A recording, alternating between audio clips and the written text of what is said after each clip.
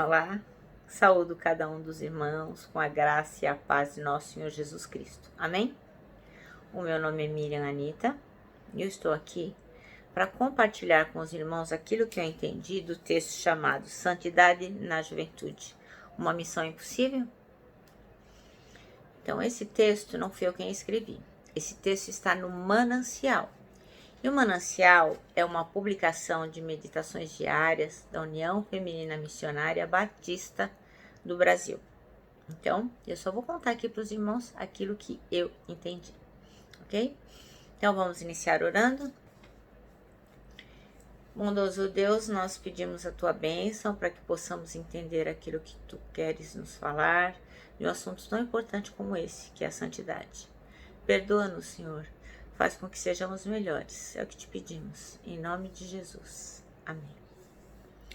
Bom, irmãos, quem escreveu esse texto aqui foi o pastor Farley Monteiro Filho. E ele pede que a gente leia Gênesis, primeiro livro lá da Bíblia, capítulo 39, versículos de 1 a 12.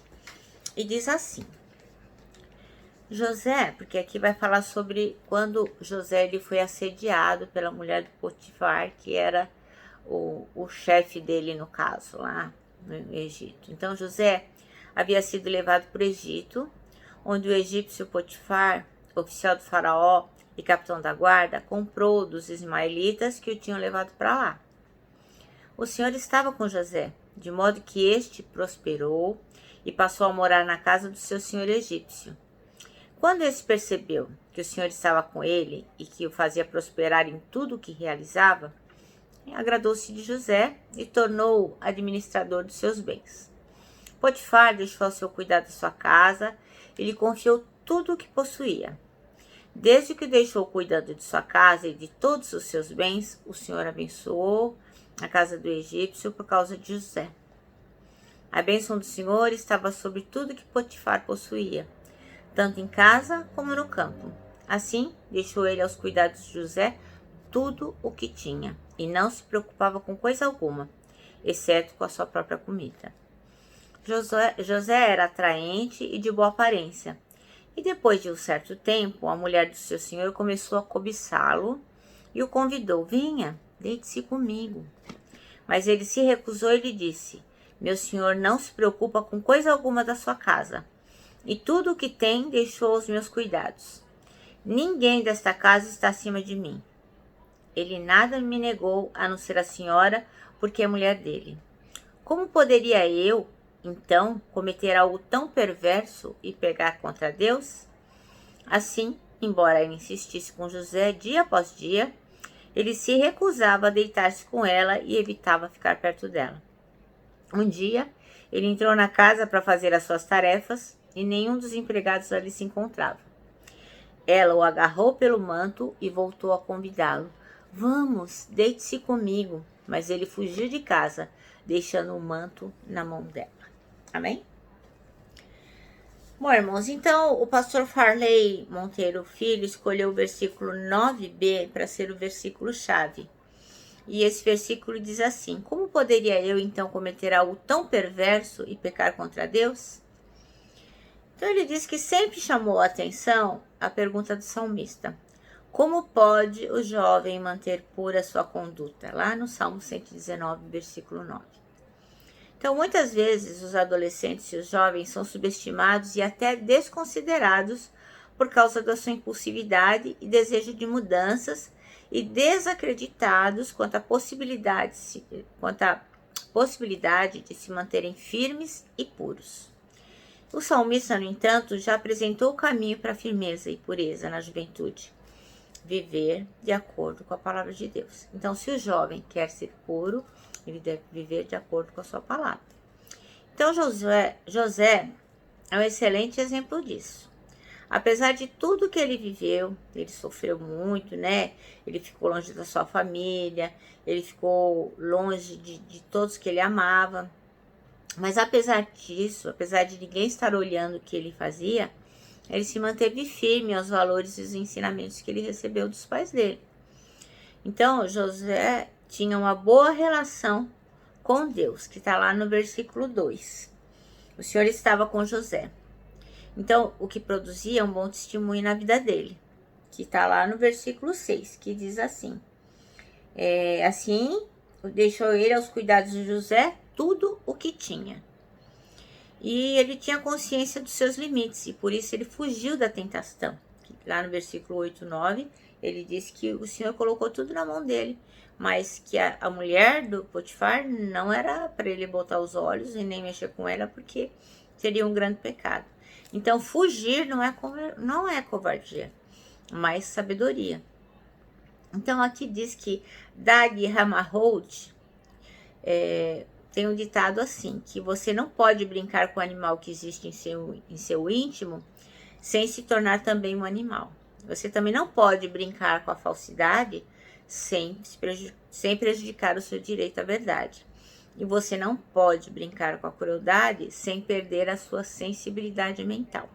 Então, aquele que deseja manter em ordem o seu jardim, não prepara um canteiro para as ervas daninhas. Então, pureza e santidade são, sim, missões possíveis para todo jovem e adolescente que busca viver em obediência ao Senhor. E eu gostaria aqui de acrescentarmos que eu meditei sobre essas questões e eu fiquei perguntando, eu comigo, né? Mas o que é santidade? E assim, me ocorreu muitas coisas, né? Então, geralmente, quando a gente diz que o jovem tem dificuldade com a santidade, é porque ele tem problema com imoralidade, com fornicação, com lascívia, enfim. A gente sempre acha que os jovens têm mais dificuldade em serem santos na questão dos pecados sexuais, né? E eu fiquei pensando que, e nós, né, que já não somos jovens, tão jovens, né? Nós que já passamos aí um bom tempo aqui nessa terra e que a nossa adolescência, a nossa juventude já vai longe, né? Então a gente não é velho, mas a gente é idoso. Então nós que somos mais velhos. Como é que a gente pode ser santo? O que é santidade? Então eu cheguei à conclusão que santidade é tudo que é honesto, limpo, que é louvável, aquilo que é correto, que é benigno, são coisas que agradam ao Senhor, né? Porque a palavra diz que ninguém vai ver a Deus, né? Sem santidade, sem estar limpo. Então eu pergunto, como é, assim, santidade na idade mais madura? É possível? Então, assim, eu fico pensando que a gente tem que discutir isso também, não só falar da santidade com os jovens, mas também para nós que somos mais maduros. Então, lá em 2 Coríntios 7:1 diz assim que, tendo, pois, ó amados, tais promessas, purifiquemo-nos de toda impureza, tanto da carne como do espírito, aperfeiçoando a nossa santidade no temor de Deus. Então, nós temos que aperfeiçoar a nossa santidade no temor de Deus.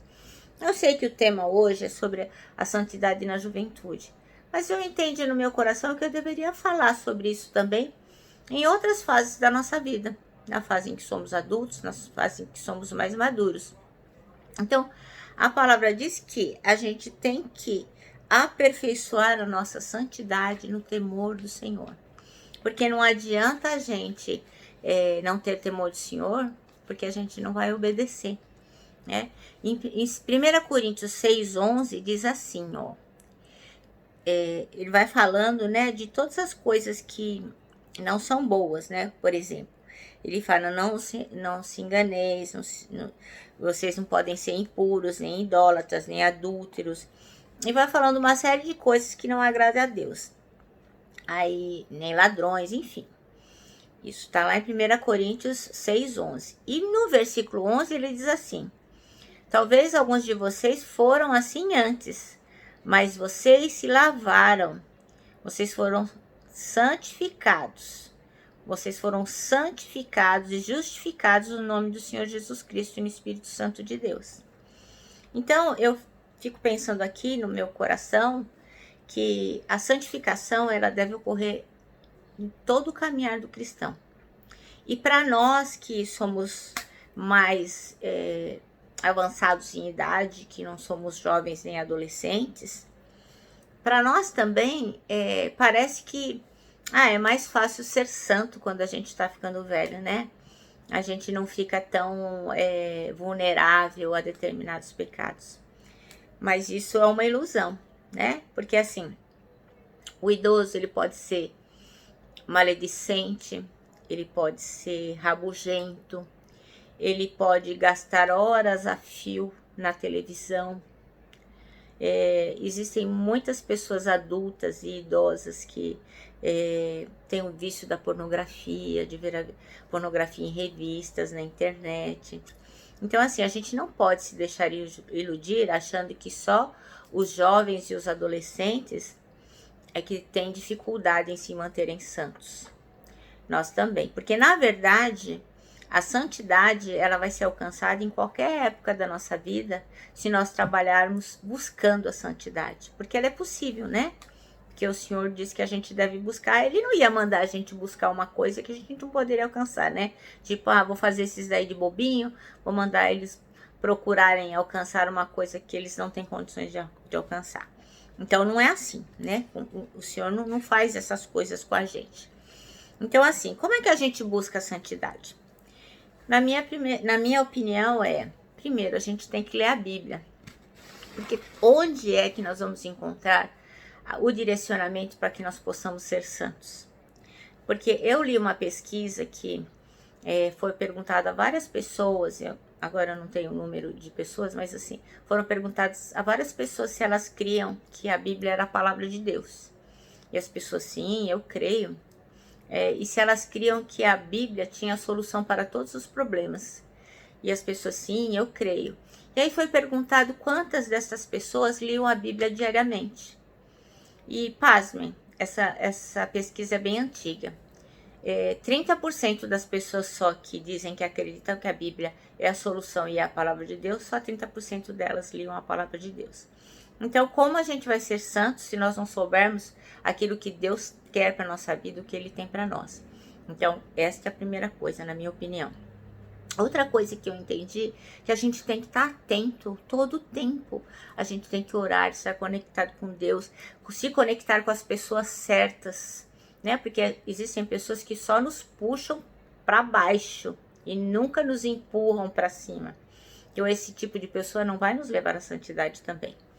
E a gente tem que estar atenta para aquilo que Deus fala, aquilo que Deus também na oração vai estar nos indicando, que o Espírito Santo vai nos dizendo, para que a gente possa efetuar mudanças, porque senão nós seremos sempre os mesmos e cada vez mais longe da santificação. E, além de tudo isso, a gente tem que deixar Deus trabalhar, né? Nós temos que ser obedientes a Deus, estarmos atentos do que Ele está dizendo e obedecer a palavra, porque senão como é que Deus vai poder trabalhar? Como é que nós vamos poder chegar à santificação? Então, assim, eu termino aqui em Romanos 6:19, diz assim, falo como homem, o apóstolo Paulo falando, por causa da fraqueza da vossa carne. Assim como oferecestes os vossos membros para a escravidão da impureza e da maldade para a maldade, assim oferecei agora os vossos membros para servirem a justiça para a santificação.